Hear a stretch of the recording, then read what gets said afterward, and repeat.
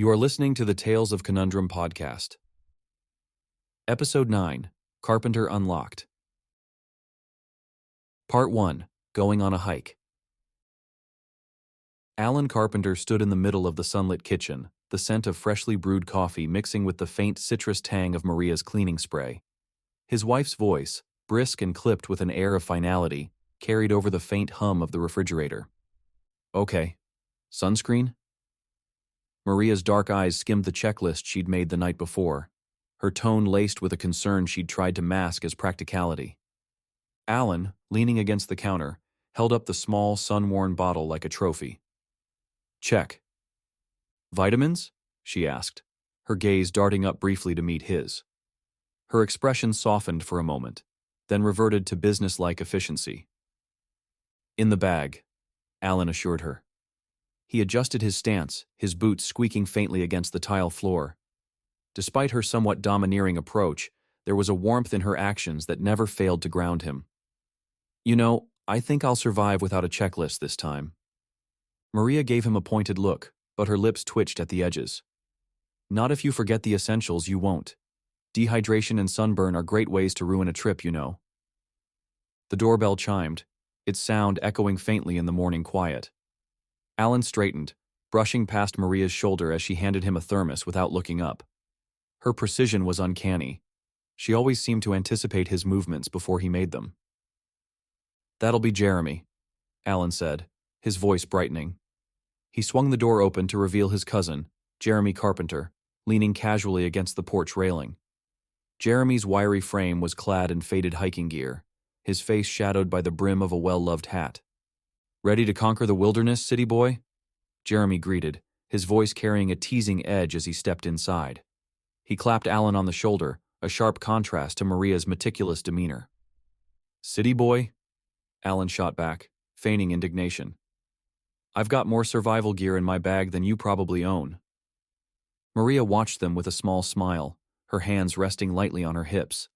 Her presence felt like an anchor, and Alan couldn't help but feel a pang of guilt as he caught her watching him. She'd never been one to voice her worries outright, but it was there, beneath the surface. A quiet unease that only seemed to grow with each of his trips. Jeremy glanced at Maria and offered a lopsided grin. Don't worry, Maria. I'll keep him out of trouble. Probably. Maria raised a skeptical eyebrow but said nothing, choosing instead to hand Alan one last item, a small leather-bound notebook. Just in case you get inspired, she said quietly. Alan's throat tightened. Writing had always been his escape, his way of processing the world. Maria's subtle encouragement meant more than she'd ever realize. He slipped the notebook into his backpack and kissed her cheek. We'll be fine, he said, his voice softer now. Promise. Her smile was fleeting but genuine. Just come back in one piece.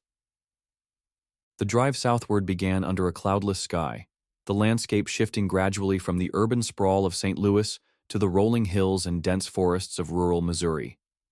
Alan drove while Jeremy leaned back in the passenger seat, his feet propped up on the dashboard despite Alan's muttered protests. So, how's Maria? Jeremy asked, his tone casual but his gaze sharp. He had a way of cutting through small talk that Alan both admired and resented. Alan adjusted his grip on the steering wheel, his knuckles brushing against the sun-warmed leather. She's good. Supportive as always. Keeps me grounded, you know? Jeremy's lips curved into a knowing smirk. Sounds like you're lucky to have her. Don't I know it? Alan replied with a chuckle. He glanced at Jeremy, whose expression had turned contemplative as he gazed out the window.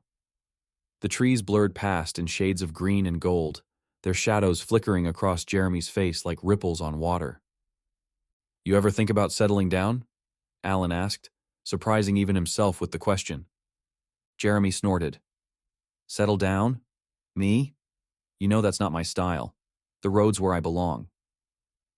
Alan nodded, though he couldn't help but wonder if Jeremy's wandering lifestyle was as fulfilling as he claimed. The silence stretched between them, comfortable but heavy with unspoken thoughts. The radio played faintly in the background, a low hum of static and country tunes. The conversation turned lighter as they neared their destination, Jeremy recounting a particularly disastrous camping trip involving a raccoon and an ill-fated attempt at cooking bacon over an open flame. Alan laughed, the sound easing the tension that had settled over him earlier. As the gravel road wound deeper into the forest, Alan felt a thrill of anticipation stir in his chest. The world outside the car seemed untouched by time, a wild expanse that promised adventure and escape. For a moment, he allowed himself to forget the nagging doubts that had trailed him since leaving home. Jeremy leaned forward, his eyes gleaming with excitement. Almost there. You ready? Alan's grip on the wheel tightened, not out of fear, but exhilaration. Born ready. Part 2. First hike. The road narrowed as they drove, the car's tires crunching over loose gravel and sending small puffs of dust into the summer air. Jeremy leaned halfway out the passenger window, his faded cap pulled low over his eyes as he scanned the landscape. Man, these are the kinds of roads you see in stories where people go missing, he joked, his voice light but tinged with a theatrical eeriness. Alan glanced over, smirking. That's encouraging. Should I turn around now? His grip on the steering wheel was casual, but his eyes flicked to the forest on either side. The trees seemed ancient, their trunks gnarled and mottled with patches of moss that glowed faintly green in the shifting sunlight. He couldn't shake the feeling that the woods were listening. Jeremy straightened up and slapped the car's roof. Relax, city boy. This is exactly what we signed up for. Untouched wilderness. Adventure. Questionable safety. They pulled up to a dilapidated wooden sign leaning precariously against a weathered post. Painted in chipped white letters were the words, South Ridge Trail, 5 miles. Beneath it, someone had scrawled in red spray paint, Perfect. Jeremy burst into laughter. Perfect, spelled by someone who probably left here on a stretcher. Alan chuckled, cutting the engine. The quiet that followed was almost oppressive, broken only by the occasional rustle of leaves. The air smelled damp, like freshly overturned soil. Ready? Jeremy asked, already unbuckling his seatbelt. Alan took a deep breath, stepping out of the car and slinging his pack over one shoulder. The sunlight, muted by the thick canopy overhead, cast uneven patterns on the ground. The trail ahead twisted out of sight, beckoning them forward. The hike began with an easy rhythm. Birds called intermittently, their songs echoing through the dense forest. The ground was soft, blanketed in patches of moss and scattered leaves. Jeremy led the way, his steps quick and purposeful, while Alan followed, his gaze darting to the surroundings. Every so often, a crackle of twigs underfoot made him glance back over his shoulder, though he never saw anything but the dense lattice of branches. About halfway up the trail, Jeremy stopped abruptly. Hold up, nature calls, he announced, grinning over his shoulder. Alan rolled his eyes but waved him off. Just don't wander too far. I'm not dragging you out of here if you get lost. Jeremy disappeared into the trees, his footsteps fading quickly. Left alone, Alan shifted his pack and leaned against a nearby tree. The bark was rough under his palm, its surface cool and slightly damp. He tilted his head back, squinting at the patches of sky visible through the canopy. A faint unease prickled at the edge of his thoughts, but he shoved it aside. Jeremy returned a few minutes later, his face alight with curiosity. You'll never guess what I saw, he said, his tone hovering between excitement and bewilderment. Alan raised an eyebrow. If you say Bigfoot, I'm leaving. Not Bigfoot, smartass. Rabbits. 2 of them. But get this. Both of them were missing their tails. Like just stumps where they should be. Jeremy's voice had dropped into a conspiratorial hush, his words tinged with an incredulous edge. Alan frowned, pushing off the tree. Weird. Could be some kind of predator around here. A coyote, maybe? Jeremy shrugged, but the amused glint in his eyes had dimmed. Yeah, maybe. Just odd, you know? They continued up the trail, the incident fading into the rhythm of their steps. The path grew steeper, the air cooler as the trees thickened. By the time they reached the end of the hike, the sun had begun its descent, casting the forest in a dim amber glow. They found their campsite just off the road, a small clearing with a stone fire pit and a bench that looked like it had been carved by hand. Alan let out a low whistle. Talk about rustic charm.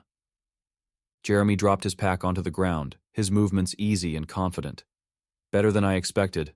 Looks like someone actually put effort into this spot. Setting up camp was a practiced routine. The tents went up quickly, their bright colors standing out against the muted tones of the forest.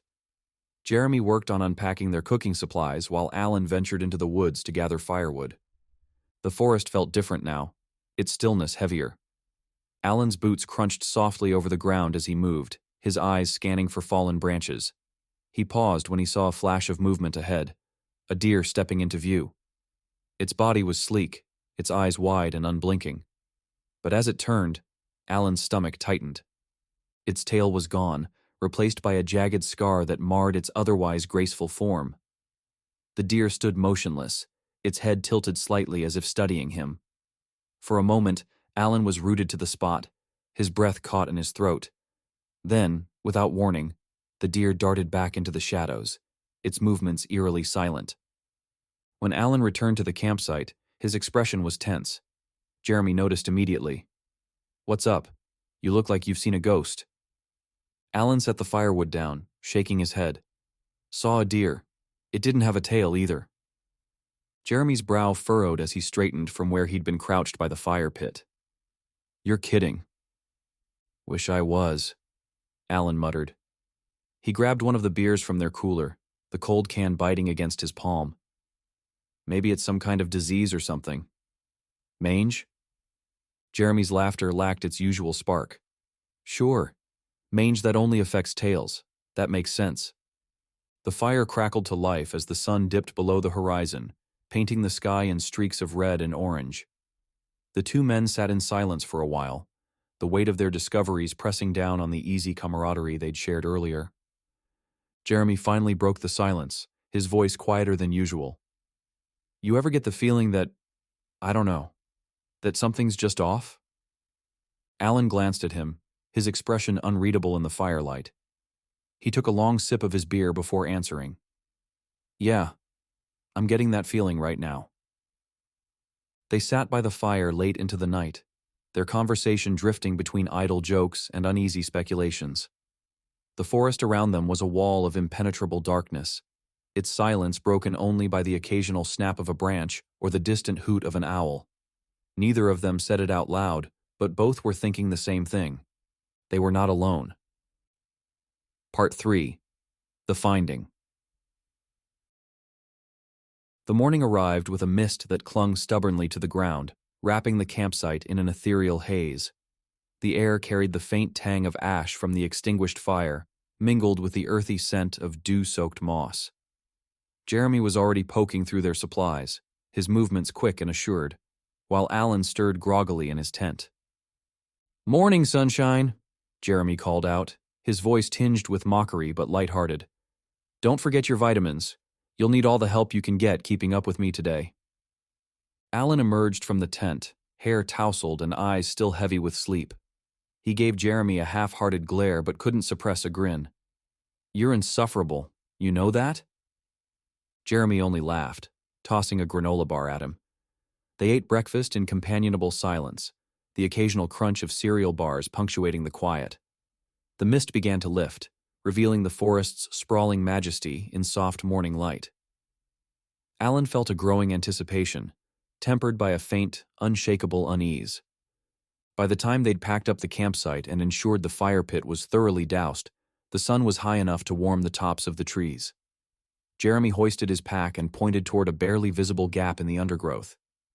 "Found something interesting while you were sleeping off your late-night paranoia." Alan adjusted his straps, squinting at the direction Jeremy indicated. "You mean something dangerous and ill-advised?" he teased, though his curiosity was already piqued. "Don't worry, it's marked." Jeremy motioned for him to follow. The trail began with a faded swatch of paint on the trunk of a sturdy oak. Nearby, a rotted wooden sign leaned precariously against a boulder, its letters nearly illegible. Alan leaned in, deciphering what little he could. 12 miles. Follow the paint. Jeremy grinned. "See? Instructions. Practically foolproof." Alan hesitated, his fingers brushing the edge of the sign. "Sure, because trails like this always lead to a good time." But he followed, his caution tempered by curiosity. The trail was narrower than the one they'd hiked the day before, winding through thicker foliage that seemed to close in around them the farther they went. The light dimmed under the canopy, creating a sense of isolation that both exhilarated and unnerved him. The incline grew steeper, and soon the trees thinned to reveal a valley stretching to their left. It was deep and shadowed, the kind of place where sunlight struggled to reach. As they climbed higher, Alan noticed something glinting on the slope below, a brief flash that caught his eye. "Hold up," he said, his voice breaking the forest's quiet. "I saw something." Jeremy stopped, turning with a curious tilt of his head. "Something shiny? Or are we talking ghostly rabbit tails again?" Alan ignored the jab, stepping carefully off the trail and making his way down the incline. The ground was soft and slightly slippery, forcing him to grab onto branches as he descended. The shining object came into view, a piece of glass, perhaps a window pane, reflecting the sunlight. As he moved closer, his breath caught. It wasn't just glass. Nestled in the valley was the outline of a small town. From the trail above, it had been entirely obscured by the surrounding hills and trees. But here, its eerie presence was undeniable. Weathered buildings stood in silent defiance of time, their wooden frames gray and sagging. Vines snaked up walls and curled around doorways, as if nature were reclaiming what humans had abandoned. Jeremy joined him moments later, his eyes widening at the sight. "Well, that's not creepy at all," he said, though there was a spark of excitement in his tone. "We're definitely checking it out." Alan hesitated, scanning the town for any signs of life. There were none. No movement, no sound, just an oppressive stillness that seemed to press against his skin. "I don't know. This place feels wrong." "That's exactly why we have to go," Jeremy countered, already starting down toward the town. "Come on, you're not going to find anything like this back home." Alan sighed, his sense of responsibility warring with his curiosity. In the end, curiosity won, and he followed Jeremy into the valley. The town was even stranger up close. The air seemed heavier here, laden with an indefinable tension. The ground underfoot was cracked and uneven, overgrown with weeds that rustled faintly as they passed. The buildings were arranged in a loose circle around what appeared to be a central courtyard, their windows dark and gaping like vacant eyes. Jeremy led the way, his steps deliberate but cautious. Alan trailed behind, his senses on high alert. Every creak of wood or rustle of leaves sent a shiver down his spine, though he told himself it was just his imagination. In the courtyard, a broken fountain sat at its center, its basin filled with murky rainwater. Alan's gaze swept the area, taking in the decayed remnants of what had once been a thriving settlement. His unease deepened. This place didn't just feel abandoned, it felt forsaken. "Where do you think everyone went?" Jeremy asked, his voice low but tinged with fascination. His eyes darted from one building to another, as if expecting someone to step out at any moment. "I'm not sure I want to know," Alan admitted. His voice carried a tightness that matched the knot forming in his stomach. He turned to say something else to Jeremy, but his cousin was gone. Alan froze, his heart lurching. The courtyard, empty just moments ago, now seemed impossibly vast. He spun in a slow circle, scanning every corner, every shadow. "Jeremy?" he called, his voice cracking slightly. No response. Alan's chest tightened as he turned again, his eyes catching movement at the edge of his vision. A man and woman had appeared near one of the houses, their clothes faded and threadbare, resembling old farm attire from another era. Their faces were indistinct, their features blending into the surrounding gloom. They stood motionless, watching him. Alan's pulse thundered in his ears as he pivoted once more. More figures emerged one by one from doorways and alleys. Men, women, and even children, all clad in the same worn garments, their expressions unreadable. None of them spoke. They simply walked toward him, their movements slow but deliberate. Panic clawed at Alan's throat. He stumbled backward, his voice rising. "Jeremy! Where are you?" The silence was broken by a new sound. Footsteps behind him, fast and purposeful. Before he could turn, the world went dark. Part 4. The Room. Alan's dream was vivid, a memory wrapped in the warm haze of nostalgia. He was in bed, pale and sweating, the flu draining his energy. Maria's gentle presence filled the room like sunlight through a winter window. She brought him a tray with chicken noodle soup, steam curling in delicate spirals, and a mug of hot tea. Her movements were careful, precise, as if each step and gesture carried the weight of her care. She smiled at him, her voice soothing as she encouraged him to eat. The way she sat by his side, her hand briefly brushing his, made him feel safe even in his vulnerability. The memory softened the edges of his fevered discomfort, cocooning him in a sense of belonging. The warmth dissipated abruptly as Alan woke. The vivid dream ripped away like a curtain drawn back to reveal a harsher reality. The first thing he noticed was the cold, a damp, invasive chill that sank into his skin. His arms were pulled back, his wrists bound tightly with rough rope that bit into his flesh. The chair beneath him was solid but creaked faintly as he shifted. It took a moment for his surroundings to come into focus. The dim light filtering through narrow windows near the ceiling told him he was underground, in a basement. The air smelled of mildew and dust, mingled with a faint metallic tang that made his stomach churn. Wooden beams crisscrossed the ceiling, and the stone walls were rough, dotted with patches of moss. A faint drip echoed somewhere in the distance, irregular and unnervingly steady at the same time. Alan flexed his fingers, testing the ropes around his wrists. They were tight, but not unyielding. He began to move his hands in small, deliberate motions, rotating his wrists in circles, then back and forth. Each movement sent a fresh spike of pain up his arms, but he gritted his teeth and pressed on.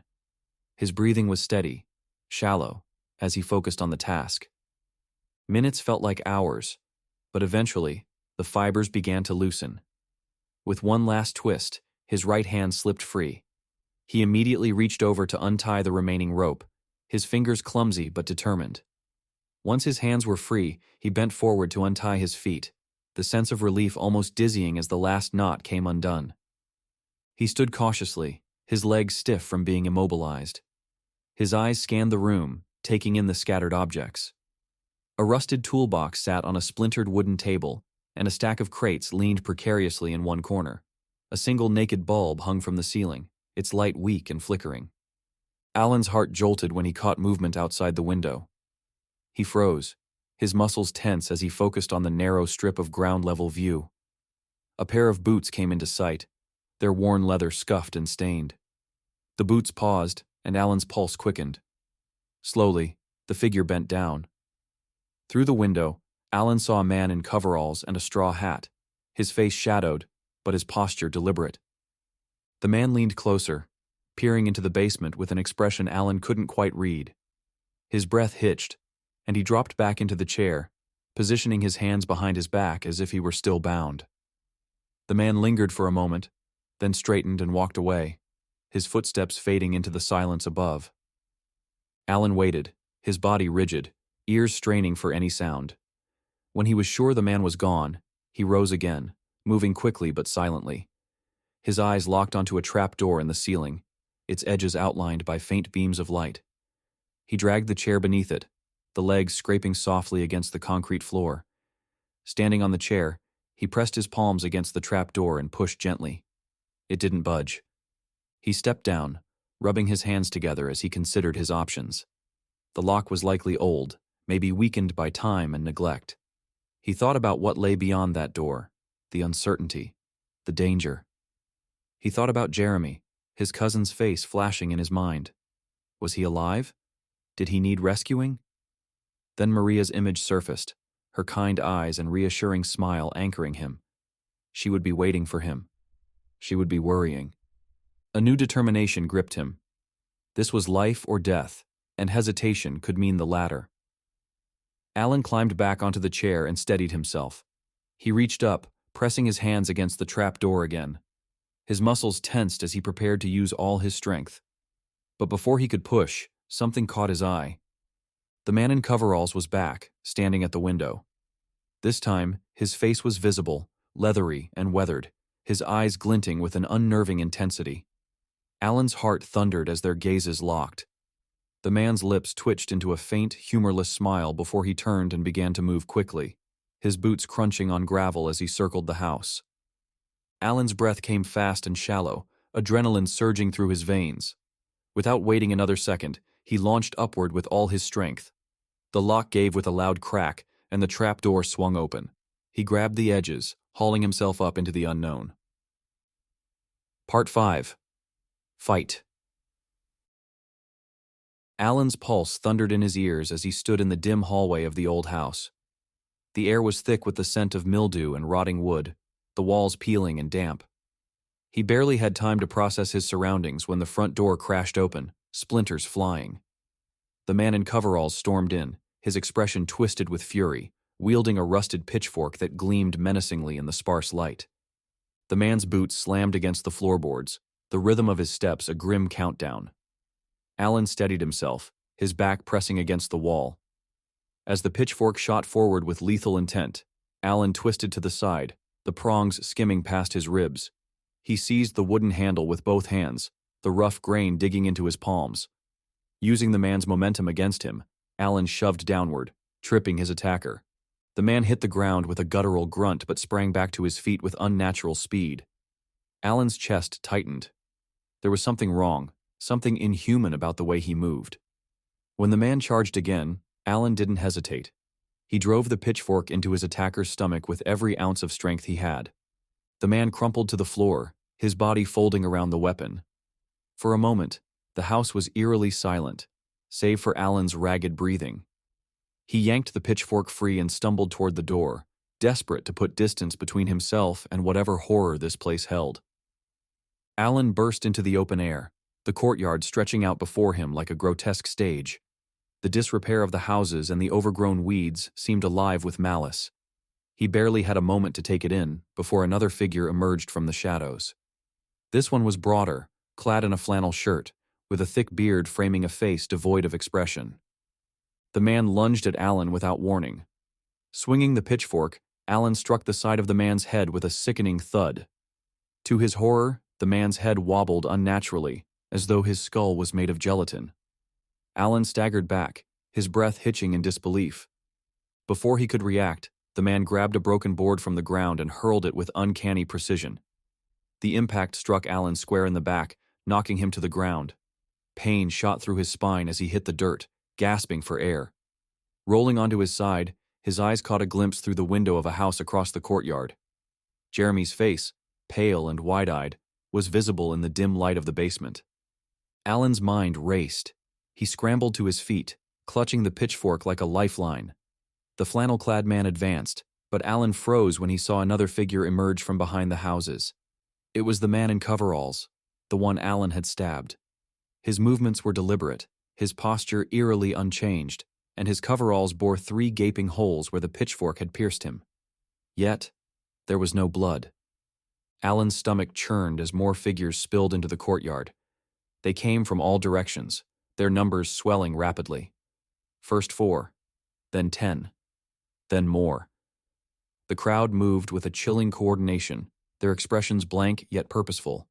Their presence was suffocating. Spotting a gap between the figures, Alan bolted toward the woods, his legs burning with each desperate stride. Behind him, the sound of pursuit rose like a crashing wave, feet pounding, voices groaning in unison. His heart raced as he dodged low-hanging branches and leapt over fallen logs, the forest a blur of motion and shadows.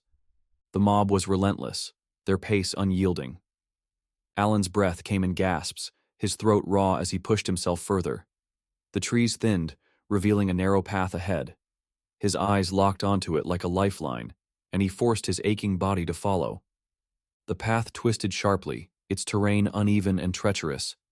Alan nearly stumbled more than once, but the sound of his pursuers spurred him on.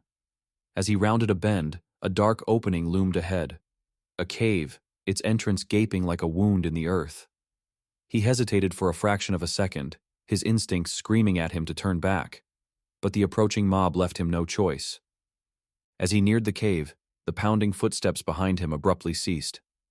Alan risked a glance over his shoulder and felt his stomach lurch. The people were gone. The forest behind him was empty, unnaturally silent. Even the rustle of leaves and distant bird calls had vanished, leaving only the rasp of his own breathing. Turning back to the cave, Alan's gaze fell on a crude altar just outside the entrance. It was a makeshift structure, cobbled together from jagged stones and rotted wood. Atop it lay a pile of severed animal tails, some pristine and others matted with dirt. The sight turned his stomach. Many of the tails had spilled onto the ground, forming a grotesque mound around the altar. The sheer volume was staggering, a testament to something unnatural. A screech shattered the stillness, high-pitched and otherworldly. The sound clawed at Alan's nerves, sending a shiver down his spine. His grip on the pitchfork tightened as his eyes darted to the cave entrance. From the darkness emerged a creature that defied logic. Its humanoid frame was wiry and hunched, its skin a sickly green-gray with a texture that glinted faintly, like scales. Its eyes glowed a fiery red, brimming with malevolent intelligence. The creature's movements were unnervingly fast and fluid, its limbs bending at unnatural angles as it charged toward him. Alan's body reacted before his mind could catch up. He swung the pitchfork with all his might, aiming for the creature's torso.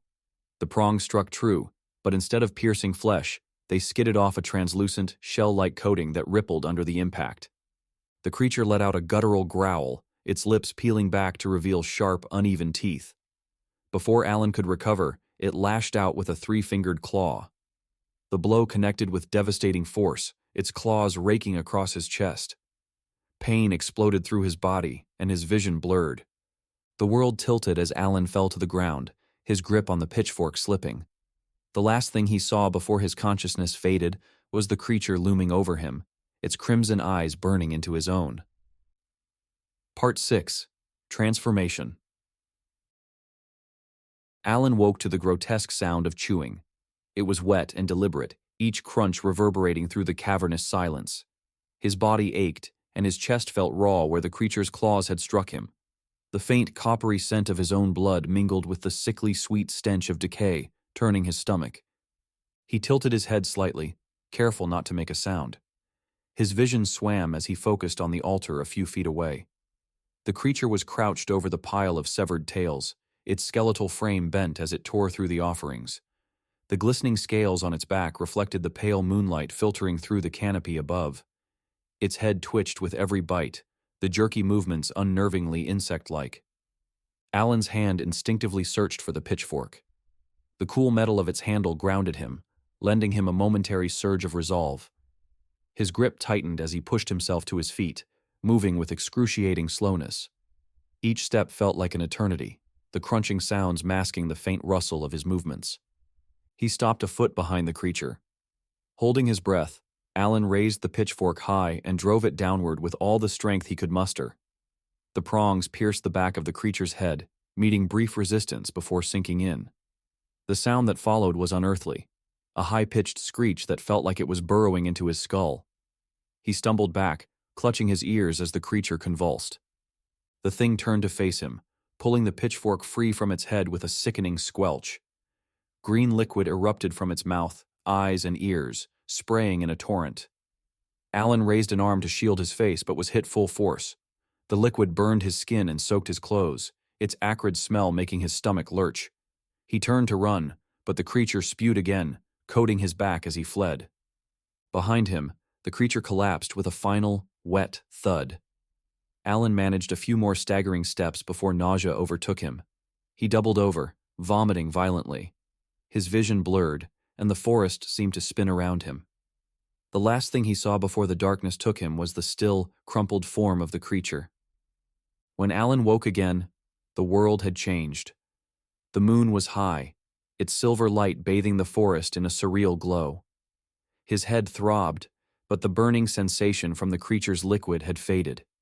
He pushed himself up, his movements slow and deliberate. The pitchfork lay nearby, glinting faintly in the moonlight. He grabbed it and stood, his breath shallow as he tried to piece together what had happened. He stared into the darkness, weighing the impossible decisions before him. The first option was to leave, to escape this nightmare and find his way back to Maria. She'd be waiting for him, unaware of the horrors he'd faced. He could bring help, but the thought of returning to this cursed place felt like trying to recapture smoke with bare hands. And what if Jeremy didn't survive? Could he live with himself, knowing he had left his cousin behind? The second choice was unthinkable. To go back, to fight his way into the heart of the danger he barely escaped. As Alan wrestled with his thoughts, something shifted deep within him. It wasn't a sound or a sensation, but a fundamental change in how he perceived the world. His limbs felt lighter, the aches and fatigue dissolving as if they had never been. He looked around, realizing that the darkness of the forest was no longer impenetrable.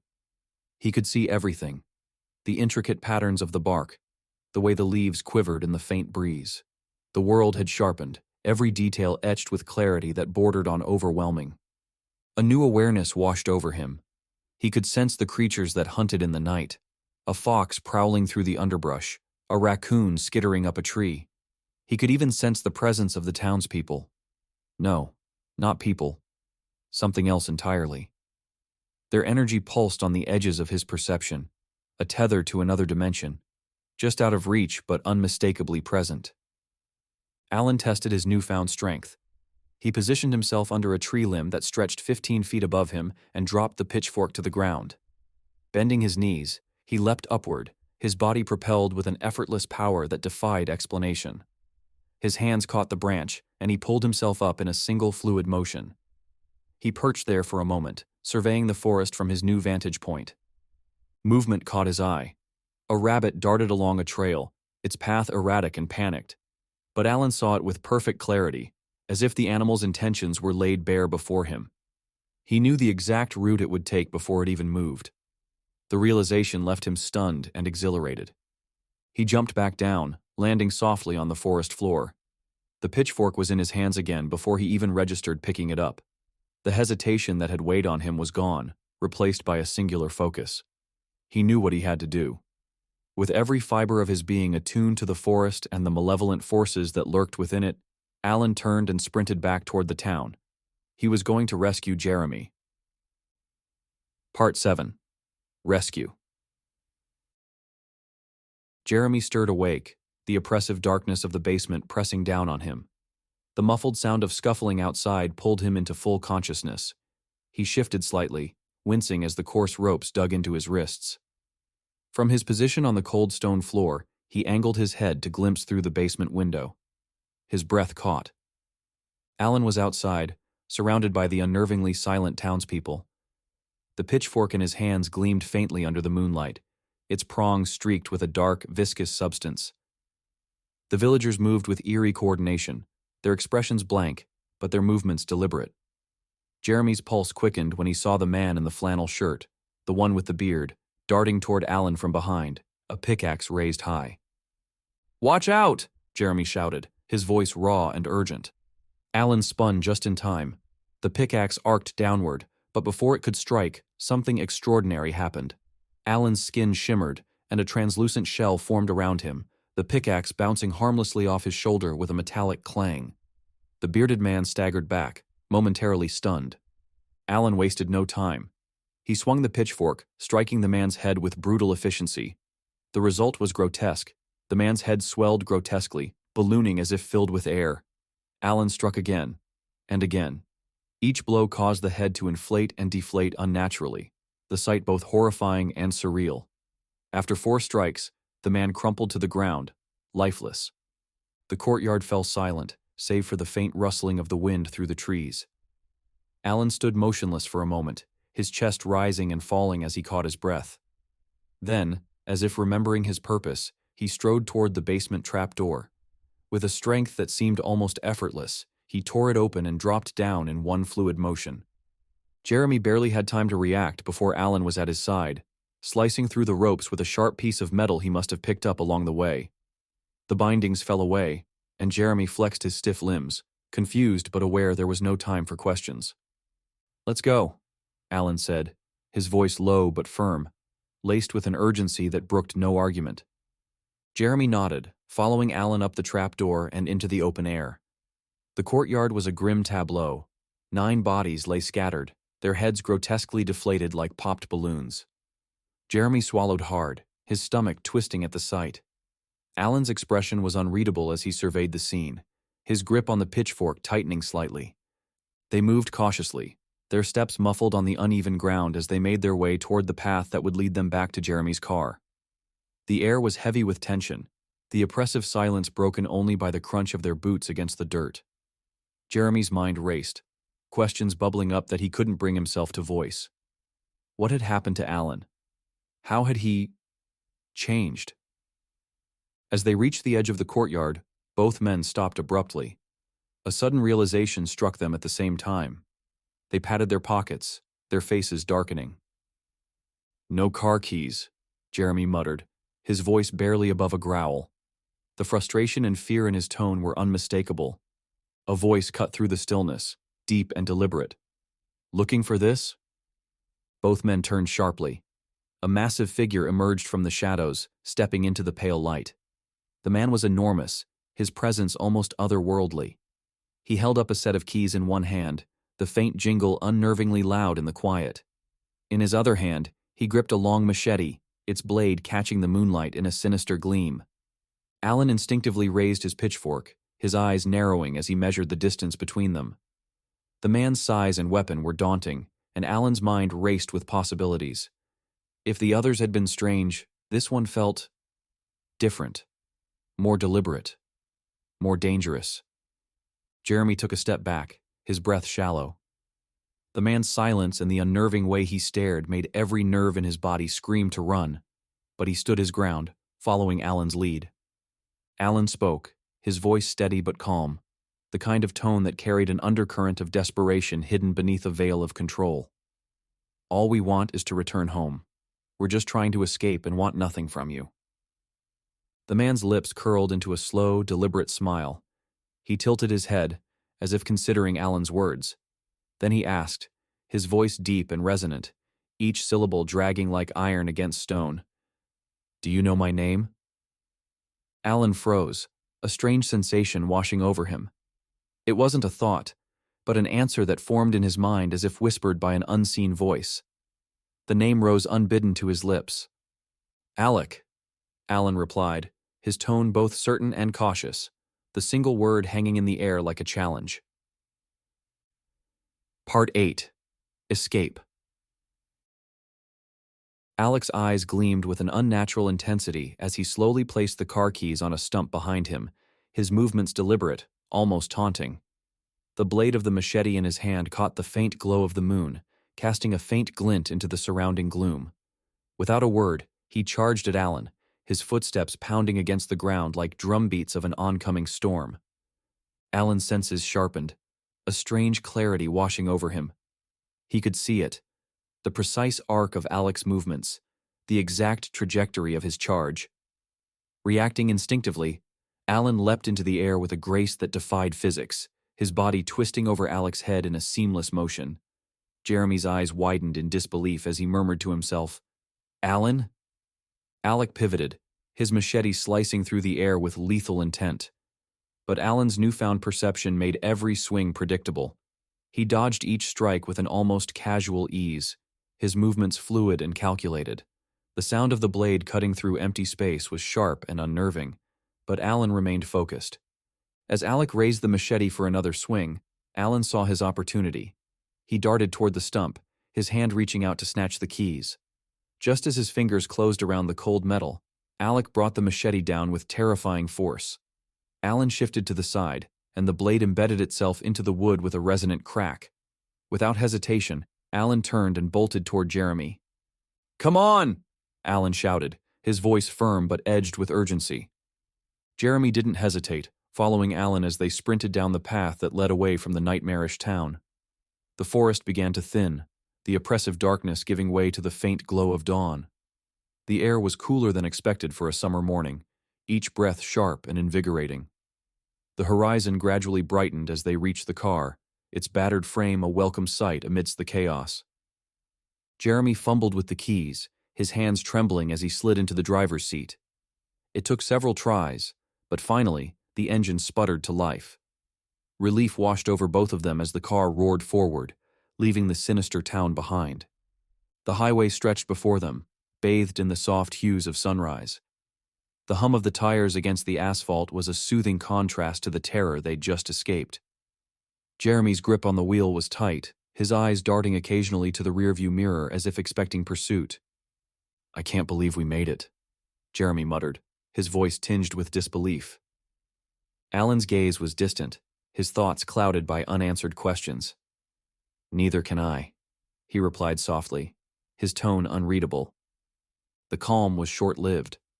Red and blue lights flared in the rearview mirror, accompanied by the wail of a police siren. Jeremy pulled over, his face pale. The officer approached the car, his demeanor professional but cautious. "Do you know why I pulled you over?" the officer asked, his voice steady. Alan glanced at Jeremy before replying. "Speeding?" "We were in a hurry to get home." The officer studied them for a moment before speaking again. "You've been reported missing for over a month and a half." Jeremy and Alan exchanged stunned looks, the weight of the revelation settling heavily over them. Neither could comprehend how so much time had slipped away. The officer handed Alan a phone. "Your wife's on the line." Maria's voice was filled with relief and anguish. "Alan, where have you been? I've been so worried." Alan's throat tightened. "Maria, I don't know. I don't remember anything from the past 6 weeks." His voice carried a mix of confusion and exhaustion. They drove back to St. Louis in heavy silence, their minds racing with unanswered questions. When they arrived home, Maria rushed to Alan, wrapping him in a fierce embrace. Tears streamed down her face as she held him close. "You're home," she whispered, her voice trembling. "That's all that matters." Alan promised her he would seek counseling and medical care to uncover the truth behind their ordeal. Jeremy, too, made a similar vow before parting ways. But before he left, he pulled Alan aside. "Was I imagining those abilities you showed back there?"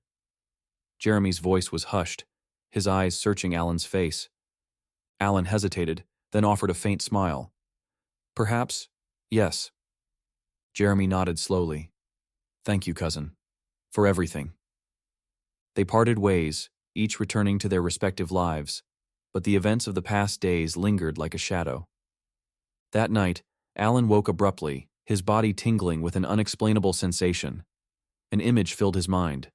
A woman he'd never met, Sally Dukes, who lived down the street. He saw her house clearly, the unlocked window, and the man who had crept inside. The name James Conley surfaced in his mind, along with the knowledge of his intentions. Moving swiftly, Alan slipped out of bed, careful not to wake Maria. The cool night air bit at his skin as he approached Sally's house. He could see the faint trace of James's path, as if illuminated just for him. Slipping through the open window, Alan found James standing outside Sally's bedroom door. Without hesitation, he moved behind him, clamping a hand over James's mouth and squeezing his throat until the man's struggles ceased. Dragging him outside, Alan found a nearby fence and tied James to it with a garden hose. Returning through the window, he quietly dialed 911 from Sally's phone, reporting the intruder before slipping back into his own house and bed. The next morning, Maria's voice was filled with incredulity as she relayed the news over breakfast. "Can you believe someone tried to break into Sally's house last night? They found him tangled in her garden hose. He's a convicted predator who's out on parole." Alan feigned surprise, his expression carefully neutral. "That's unbelievable. Maybe we should upgrade our security system?" Maria nodded. "Definitely." As she turned back to the stove, Alan allowed himself a small, fleeting smile. The end.